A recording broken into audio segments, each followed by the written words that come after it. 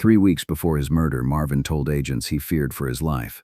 His death was consistent with professional elimination to prevent testimony.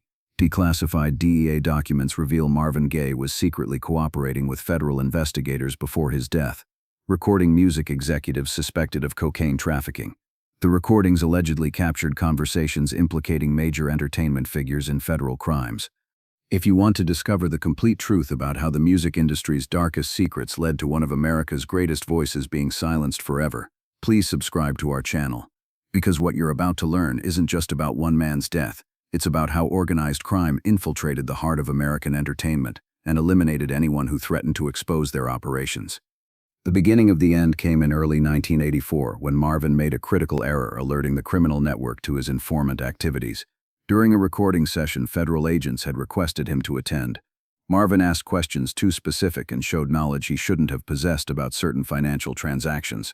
Several participants later reported to criminal associates they suspected Marvin might be working with law enforcement.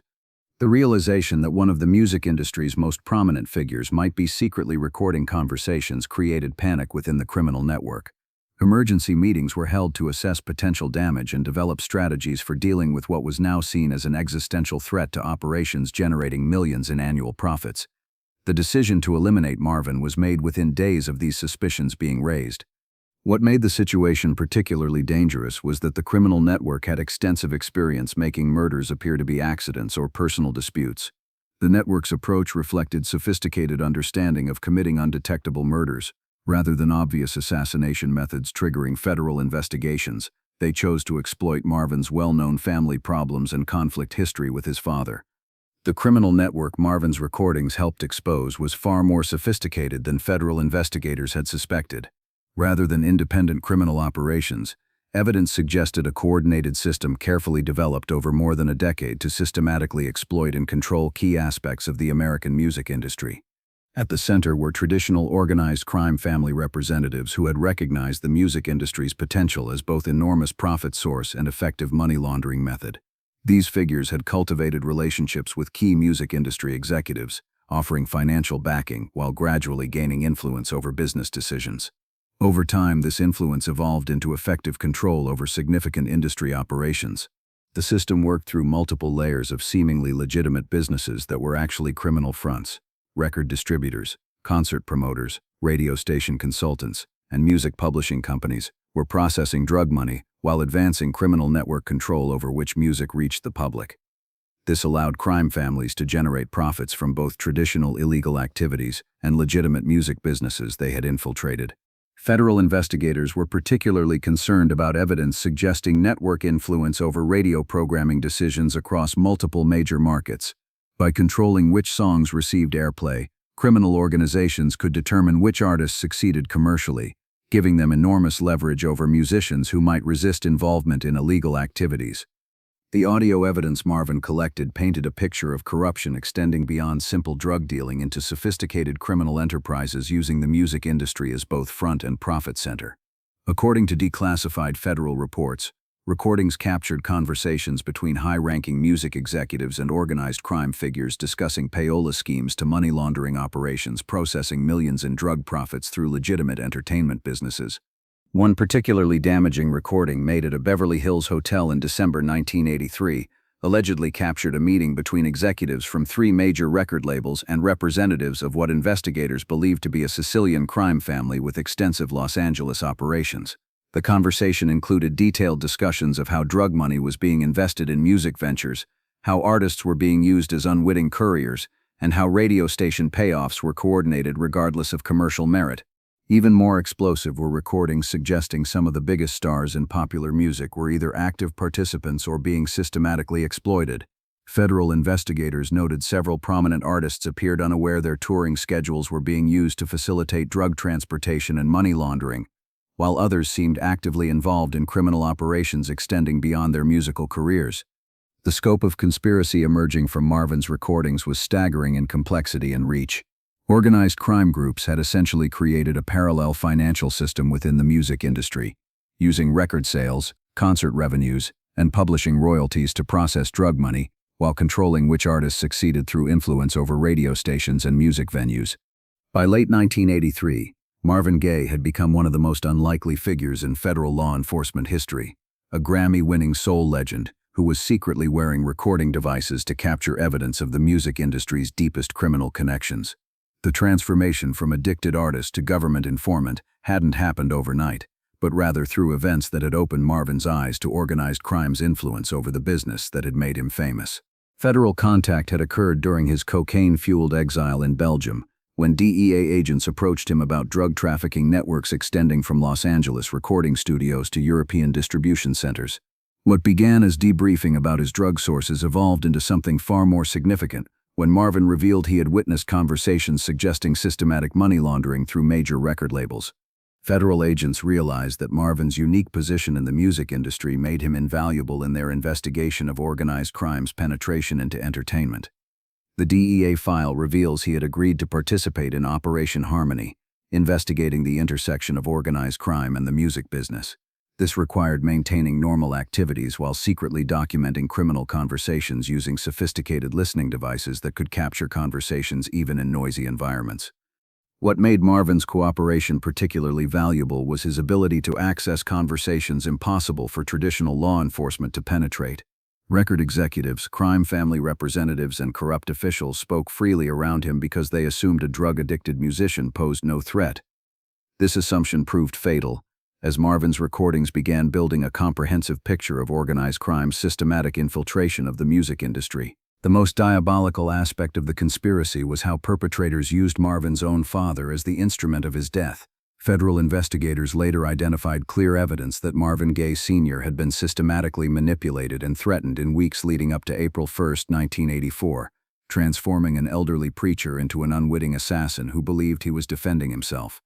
The manipulation required intimate knowledge of the family's psychological dynamics and conflict history. Criminal investigators had apparently studied the father-son relationship extensively, identifying specific triggers and pressure points that could be exploited to create violent confrontation. This included understanding Marvin Sr.'s religious beliefs, shame about cross-dressing behavior, financial dependence on his son, and deep-seated resentment about their troubled relationship.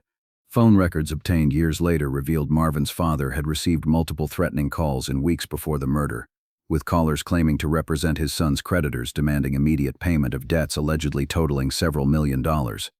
These calls were designed to create fear while establishing the narrative that Marvin's drug-related debts posed a threat to the entire family. The gun that killed Marvin had been given to his father as a Christmas present months before the shooting, but federal ballistics experts later noted the weapon showed signs of recent modification, making it more likely to fire accidentally. Additionally, neighbors reported seeing unfamiliar vehicles parked near the Gaye family home for several days before the murder, suggesting surveillance by people waiting for the right moment to trigger the planned confrontation. One of the most disturbing aspects of the aftermath was the systematic disappearance of evidence that could have exposed the full conspiracy scope. The recordings Marvin made during his months as federal informant, allegedly containing damaging evidence against major music industry figures and organized crime leaders, vanished from federal evidence storage under circumstances never adequately explained. According to federal documents obtained through Freedom of Information Act requests, recordings had been stored in a secure DEA facility with multiple copies made for potential trial proceedings. However, within weeks of Marvin's death, federal agents discovered both original recordings and backup copies had disappeared from evidence storage, with no documentation of who accessed them or authorization for their removal. Even more suspicious was systematic elimination of other evidence related to Marvin's cooperation. Surveillance photographs, financial records, and witness statements collected as part of Operation Harmony also disappeared from federal files, suggesting coordinated effort to erase all investigation traces. Federal agents who worked directly with Marvin were reportedly transferred to other assignments or chose to leave law enforcement entirely. The successful elimination of Marvin Gaye and subsequent cover-up required cooperation from multiple levels of law enforcement, the music industry, and federal agencies that had their own reasons for wanting certain information to remain hidden. This coordinated effort to suppress truth about Marvin's murder reveals organized crime's influence over American institutions during the 1980s. Local law enforcement's handling was compromised from the beginning by pressure to treat the case as simple domestic violence rather than potential organized crime assassination. Detectives who might have pursued evidence of outside involvement were reportedly discouraged from expanding investigation beyond immediate family circumstances, while crucial evidence revealing the conspiracy was either overlooked or deliberately ignored. More significantly, federal agencies working with Marvin as an informant chose not to reveal his cooperation or the existence of his recordings to local investigators. This decision was reportedly made to protect ongoing investigations, but it effectively ensured that crucial evidence about potential murder motives was never examined by investigators responsible for solving the case. From the criminal organization's perspective, the murder was executed with near-perfect efficiency. The shooting appeared exactly as local law enforcement concluded. A tragic family dispute escalated into deadly violence. There were no obvious signs of outside involvement, no evidence of professional assassination techniques, and no clear connections to organized crime activities that would trigger federal investigation. The choice of April 1st as the murder date was itself calculated, serving multiple purposes. The timing meant Marvin's death occurred on April Fool's Day, creating dark irony that reinforced the domestic tragedy narrative while subtly mocking law enforcement's ability to recognize the crime's true nature. Additionally, the date fell just days before Marvin was scheduled to provide crucial testimony about his recordings and observations. The immediate aftermath unfolded exactly as conspirators planned. Local police focused investigation on family dynamics leading to the shooting, while federal agents found themselves unable to pursue organized crime investigation without their key witness. The recordings Marvin made were ruled inadmissible because his death prevented him from testifying about their authenticity, effectively destroying months of investigative work. Marvin Gaye's assassination sent a clear and terrifying message throughout the music industry about consequences of cooperation with law enforcement or attempts to expose organized crime activities. The fact that even a performer of Marvin's stature could be eliminated with impunity demonstrated the reach and ruthlessness of criminal networks that had infiltrated the entertainment business. Other artists who might have considered cooperation with federal investigations quickly understood that fame and success provided no protection against retaliation. The message was reinforced by the complete lack of serious investigation into circumstances of Marvin's death and federal law enforcement's apparent inability to protect their own informants. The climate of fear following Marvin's murder effectively ended federal efforts to investigate organized crime's music industry infiltration for nearly a decade. Potential witnesses refused cooperation, while industry figures avoided activities that might attract federal attention.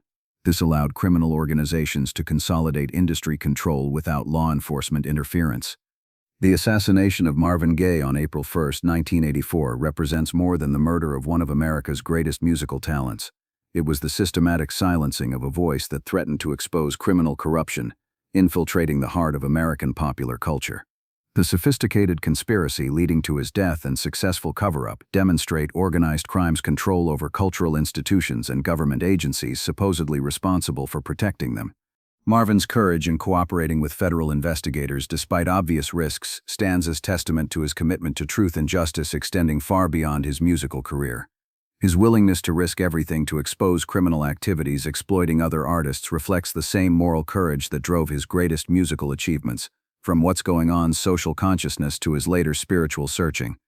The systematic elimination of evidence related to Marvin's cooperation and ongoing classification of documents represent a betrayal of his sacrifice and continued victory for criminal organizations that ordered his death. The fact that those responsible have never been held accountable sends a clear message that organized crime's infiltration of American institutions remains protected by the very agencies supposed to combat it. The transformation of Marvin's death from potential catalyst for exposing widespread corruption into forgotten domestic tragedy demonstrates criminal organizations' power to shape public perception and control historical narratives. By successfully disguising his assassination as family violence, conspirators not only eliminated a dangerous witness, but prevented his death from inspiring others to come forward with information about criminal activities. The continued silence surrounding true circumstances of Marvin's death serves interests of those who ordered his assassination and maintains the climate of fear preventing other potential witnesses from cooperating with law enforcement. This silence also dishonors Marvin's memory by denying him recognition as someone who died fighting for truth rather than as a victim of personal problems. Today, as new generations discover Marvin's music and struggle to understand his death circumstances, they encounter a carefully constructed narrative obscuring the true heroism of his final months and significance of his sacrifice. The criminal organizations that eliminated him have succeeded not just in silencing his voice, but in erasing memory of his courage and importance of what he died trying to accomplish. The truth about Marvin Gaye's assassination remains buried beneath decades of cover-up and institutional corruption, but questions his death raises about American cultural institutions' integrity and rule of law continue demanding answers. Until those responsible are held accountable and organized crime's music industry infiltration is fully exposed, his death will remain not just personal tragedy but a symbol of ongoing corruption threatening foundations of American democracy and cultural expression. Marvin Gaye sang "What's Going On" because he understood that silence in face of injustice serves only those who benefit from corruption and exploitation. His assassination was designed to silence not just his voice but voices of all who might follow his example in challenging criminal control over American institutions. The continued cover-up represents ongoing success of those who killed him, and American society's failure to protect those who risk everything to defend truth and justice. More than 4 decades after his death, Marvin Gaye's elimination by organized crime figures continues having profound effects on the music industry and American culture. The successful assassination and cover-up demonstrated that criminal organizations could eliminate even the most prominent public figures while maintaining plausible deniability, establishing a template for controlling cultural institutions replicated in other industries. The loss of Marvin's voice and potential testimony represents not just an individual artist's death, but suppression of truth about systematic corruption affecting countless other musicians and industry workers. The criminal activities he was working to expose continued for decades after his death, protected by the fear his assassination created and knowledge that law enforcement agencies were either unable or unwilling to protect witnesses who threatened powerful criminal interests. The artistic legacy of Marvin's murder can be seen in popular music's transformation from a medium that often challenged social and political problems to one that increasingly avoided controversial subjects or direct confrontation with powerful interests. Artists learned there were boundaries that could not be crossed without risking not just careers but lives, leading to more cautious and commercially driven musical expression.